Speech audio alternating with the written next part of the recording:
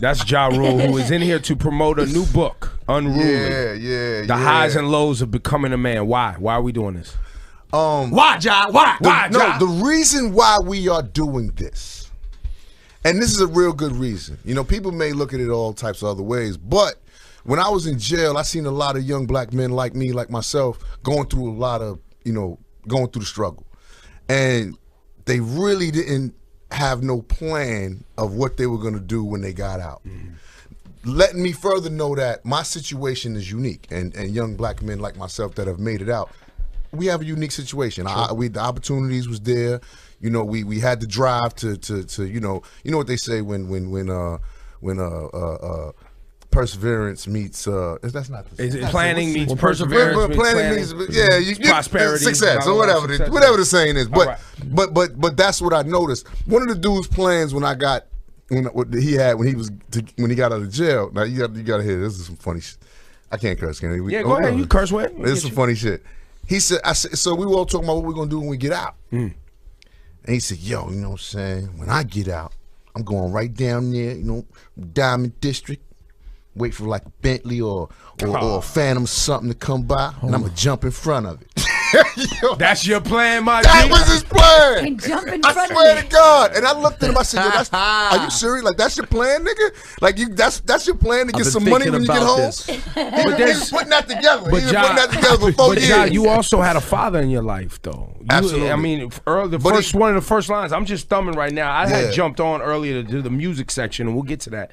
But the first thing 4 years old, you remember your father talking to you and pushing you. But the next year he was gone. Right. You know what I'm so saying? that hurt. That left some anger. You know, it made me grow up faster. You know, and it made me want to be different, very different from the way he was. You know, he was very abusive, you know, to himself and to my mother. With drugs, everything, drugs, and he was slinging coke and sniffing coke, and he was a wild cowboy. You know what I'm saying?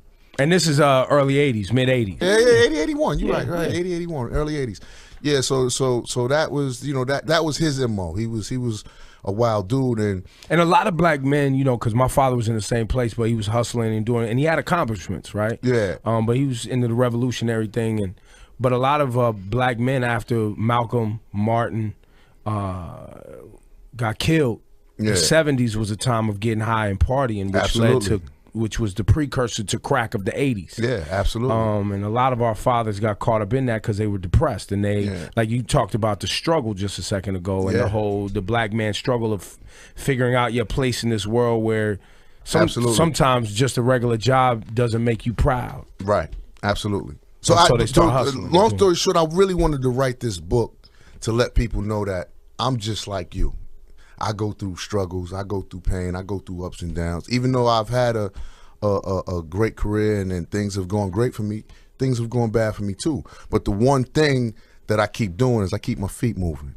I keep, I keep what does pushing. That mean? I keep going. You know what I'm saying? I'm not gonna never quit. I'm not gonna let nothing stop me. I'm gonna keep hustling. I'm gonna keep doing what I'm doing to be successful. But is that phone calls? Is that meetings? What is that? What is that? It entails a lot of things: creativity, phone calls, meetings, setting up new opportunities for myself, reinventing myself right now as a different artist from what I was when I first came out. Because some people just moving their feet down 125th back and forth. They just on Queens Boulevard walking back and forth. Well, I'm getting things done, Daddy. But that's not. I just wanted to clarify that that's not what you're saying. Literally moving. It was when I mean keep your feet moving, I mean keep active, keep busy, keep your dreams and hopes alive, and keep working towards them. And it's like anything else, man. It's hard to be the man that won't quit. You understand? So I'm here. I ain't going nowhere. You know what I'm saying? You in this book, you say that you and your team beat 50 Cent Absolutely. Absolutely. And this is the first I'm ever hearing about this. No. I've said this plenty of times. Nobody was listening. You understand what I'm saying? Okay. That's what happens. When one side, it was publicly, and I'm not speaking on either side, publicly, it was a dominant victory for 50. That's the public perception. That's the public perception. So if you were saying something else, they weren't listening. You were being shouted down. Or nobody believed you. Right. Because I remember a moment of bringing paperwork up to Hot 97. Oh, that's right. That had 50's name. Yes, I remember that. What's the other dude's name in the group? Yayo. Yayo's name. I think his name's Juan Bernard. His real name. I don't know. But anyway, I had actual factual documents of them having a restraining order against us. And you know what people said? Oh man, he doctored that, man. He made that up in the lab, man. So in this I don't book, got time for shit like that. In this You book, know what you I'm say saying? that you and your crew beat up 50 Cent in Atlanta. How does the story go? Absolutely. Or actually, Well, Laura, you have it, don't you? You have a piece. But right you don't got to read it. I give it to you. I give it to you. Okay. All Baby. right. You know what I'm saying? We like Laura's voice. Sometimes I we give just it have to you. talk. No, So it's okay. what happened was I see him in Atlanta. You know what I'm saying? A mutual friend of ours named Chaz. He sees me. Black Hand Chaz. Queen. Uncle Chaz, yes. He sees me outside of the hotel before 50 rolled up. And he's like, yo, Ja, 50 just want to talk to you about the whole situation that's going on. Will you talk to him? I was like, Chaz, I ain't got no problem talking to homeboy. You know what I'm saying? When I see him, we'll talk. So he pulls up a little bit later. Now, I got like a little bat. You know what I'm saying? That's, around my neck or whatever. I'm holding the bat like this. But why? Why did you have that bat? You know how it was back in the days. You performed with little stupid shit like that, gloves, bats, all types of silly shit. You was on your naughty by nature. Yeah, I was on my naughty. I was on my naughty at the moment. You know what I'm saying? I had a little bat and some gloves, and that was whatever. So I see him. He pulls up. So we get to talking, and the talk got heated because I got mad and I started screaming at him and telling him that he was a bitch and this, that, and the third. And so he swings at me. You know what I'm saying? He caught me a little bit. You know what I'm saying? But I dipped it and then hit him with the bat. Boom! So now we start tussling. We tussling. Now my niggas is there. He got a few niggas with him there. Me and my niggas proceed to whoop his ass while his niggas did nothing. They sat back and watched the whole shit. Now Chaz and my nigga BJ's there. They break the shit up. You know what I'm saying? Whatever. So they breaks it up. I'm letting the nigga know, listen, it is what it is. He's like, it is what it is. We had the fight, whatever. I'm like, don't come to the show tonight, nigga, because it's gonna be a real problem for you. You come to that show tonight. So that was that incident. He doesn't come to the show that night. I go to the show, do the show. Come back to New York. I hear he's talking all types of shit. Yo, I knocked him out, took his chain, this, that, and the, like he's talking crazy. But people believe everything he says. Now, I'm gonna give y'all the reason why people believe 50. He's buff, he's got his intimidating little snarl. He comes up here and he's looking around, he's acting tough and shit. And people fall for this snake. You know what I'm saying? People fall for it. But really, he's not that dude. He's not that dude. You understand what I'm saying? But people don't realize that because of his demeanor. But now that you putting this back in the book, right? And you sitting here talking right now. I'm just talking actual factual. Does this escalate again now? Like, because the way you talking, I'm seeing he gonna watch this, he gonna feel some type of way. He can feel any type of way he wants to. That's what I'm saying. I don't care. You know what I'm saying? It's what happened in the past. What's done is done. It is what it is. But now here's the interesting thing. Okay. See, now I say all of these things and people are like, hey man, y'all fronting, man, this, that, that. All right, whatever. I don't give a fuck. Here's the interesting thing. So I'm watching Big Boys morning show. I can say Big Boys. Yeah, that's Big Boys all good. Right, That's family. It's fine. I'm watching You can say anybody you want. I'm watching Big Boys morning show the other day. 50's on there. So he's talking about the incident. So what does he get to start saying? What people don't understand is, I'm the victim.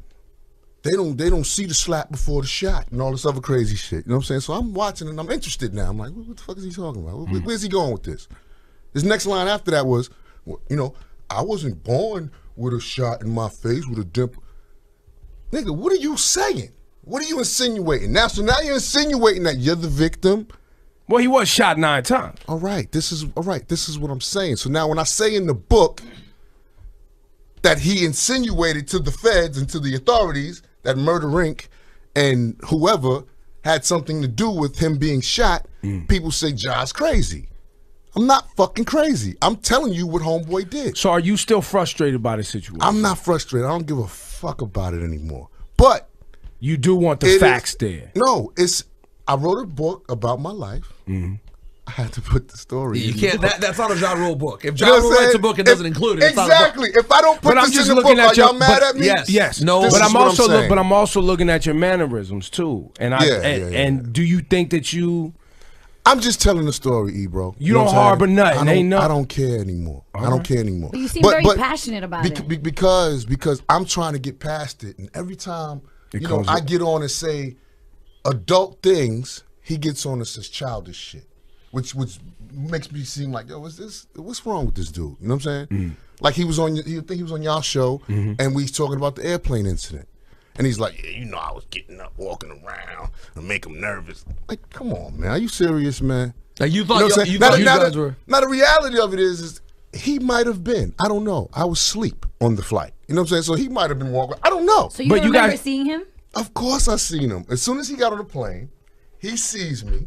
I see him. He says, hey, what's up? I was like, all right, what up?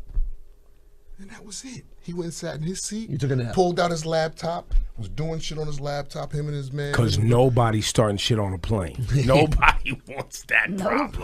Who's even really thinking about it though? Right. You know what I'm saying? But if you had a problem with me, if that was your issue, oh, you know, I ain't want to do nothing while we was on the plane. That's a federal crime and that's a federal case and all.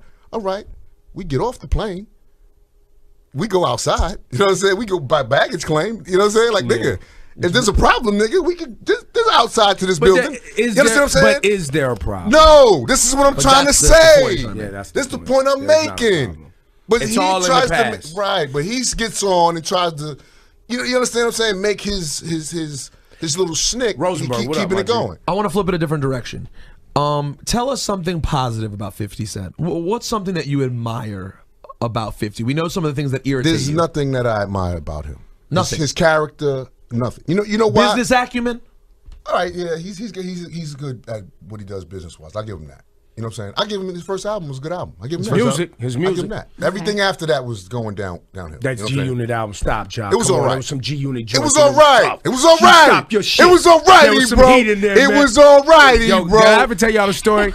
Yo, when John, right. remember we was at the pool party in Miami and Jabba was on the set? You remember that day? We was out there in Fat Joe, and I was standing by the turntables and we was playing 50 Cent records. Johnny came over to the table, was like, "Yo, what the fuck is up?" Stop it, bro. He threw on a 50 Cent diss record. But I was like, my nigga, there's a difference. There's a difference. I was like, yo, John, don't do that, man. There's we here having a good time. Was it a diss record? Was it a diss record? I don't remember, but yes, it was, Ebro. But there's a difference. Are you right? You know what I'm saying? So I don't even think we knew you was there. But here's what I'm saying. No, he knew. He knew because when I was walking through the crowd, you know what I'm saying, people was showing me love. Oh, what up, woo. And then all of a sudden comes on a 50 Cent diss record. So now let me tell you how I take that. So you thought that was planned? You thought we planned to throw that record on? No. I'm gonna tell you how I take that. Right.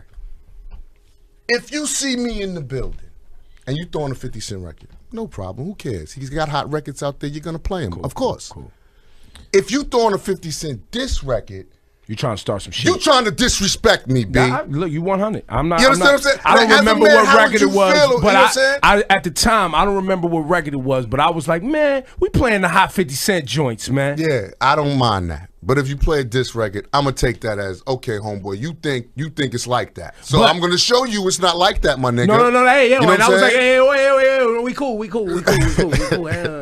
It was girls in bikinis. We having a great time. That's what I was saying. I'm having a good time at the party. We're having a good time, and then whatever. But what I'm saying is, we all got goons. You know what I'm saying? He got goons. I got goons. Everybody got goons, everybody man. Everybody got guns, man. We all got guns. We all got goons. Yeah. It's you know what I'm saying. It's nothing to know that and to say that. Right. You understand? But for people to look at this situation like like I was the sucker in this situation. It's just not so. You understand what I'm saying? Right. And